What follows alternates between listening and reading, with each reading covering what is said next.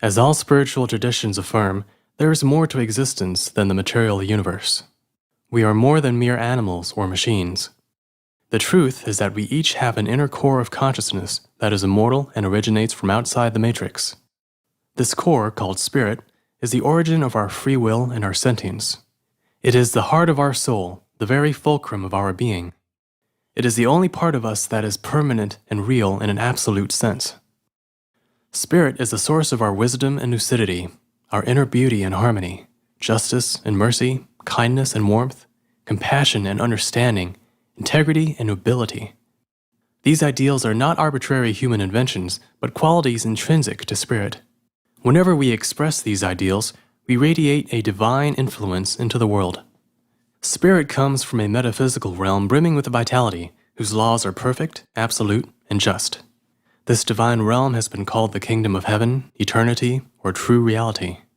It exists beyond space-time, beyond even the etheric and astral regions where the occult influences of the control system originate. The problem is that we are here, but not from here. We are intruders into the matrix. Spirit is a foreign substance that the matrix and its antibodies are trying to neutralize. Why? Because spirit represents everything that the matrix is not. It is the only thing that the matrix cannot fully control or understand. Everything else, from our egos or intellects, to our physical, etheric, and astral bodies, to human civilization itself, is well within its grasp. As dual beings, we are therefore caught between two jurisdictions, the worldly and the divine. Each has its own laws and principles. Each has its own value systems, and each has its own presiding powers. One is spiritual death, the other spiritual life. Our lives take place at the intersection between these two realms. When you look around you, or look within at the contents of your own mind and emotions, you're witnessing an overlap of these incompatible dynamics. Externally, the intersection consists of the matrix and the divine realm exerting their respective influence over the physical, etheric, and astral environment. The events in your life are a mixture of these influences. Even your physical surroundings contain both layers, as there is both ugliness and beauty, chaos and harmony, entropy and growth everywhere you look. Both exist simultaneously before your eyes, and cynics are those who see only half the picture. Through a shift in perspective, you can bring one layer into better focus. By doing so, that layer is also brought into better physical manifestation through the phenomenon of mind over matter. Because mind affects matter at the quantum level, an inner consciousness shift will create an outer physical shift. In other words, the inner and outer worlds are loosely coupled. The probability of personal life events changes in response to deep changes in your mental and emotional landscape. The more you live from your spirit instead of matrix programming, the more your external circumstances come under the jurisdiction of the divine realm.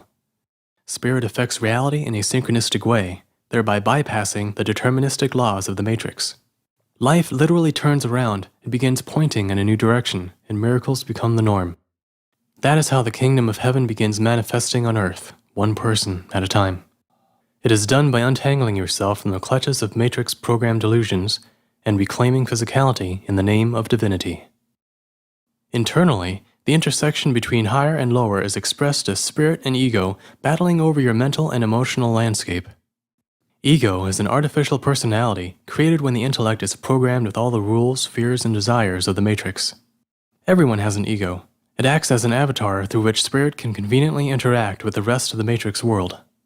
Your everyday sense of self comes from spirit shining through the mask of ego.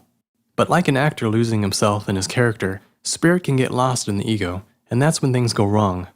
In that case, matrix influences drown out the voice of spirit. This is actually the norm for most people.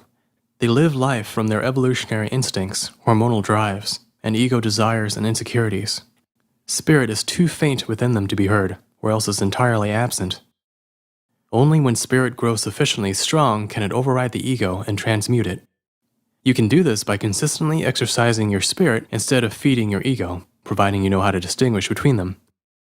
You must have the awareness, honesty, and humility to acknowledge when you're acting out of selfish or dishonorable motives. Those who value ego more than the truth are servants of the matrix. To make any progress, one must consistently sacrifice ego on the altar of truth. The goal of esoteric training is not to eliminate the ego entirely, though, as that would make you ineffectual as a human being, but to bring it under the control of spirit, to reprogram it with a new set of priorities. Then instead of a prison warden keeping spirit locked up within, the purified ego becomes more like a knight carrying the commands of spirit out into the world. What the matrix normally uses to subjugate spirit then becomes the means through which spirit unravels the matrix. This reversal of flow is what we are after. Spirit over mind, mind over matter. To be what the matrix is not, we must do what the followers of the matrix are not doing. Too many people have sloppy thinking and personalities shaped solely by societal expectations, fallible authority figures, biological drives, and the five senses. Therefore, we must sharpen our minds, purify our personalities, and place these in service of spiritual intuition and noble ideals. Only through a higher guidance system that transcends logic and physical perception can we ever hope to exit the cages of conformity. Mind and heart, reason and intuition, intellect and spirit must work together, for each alone is not enough. That is the first and most important key to transcending the matrix control system.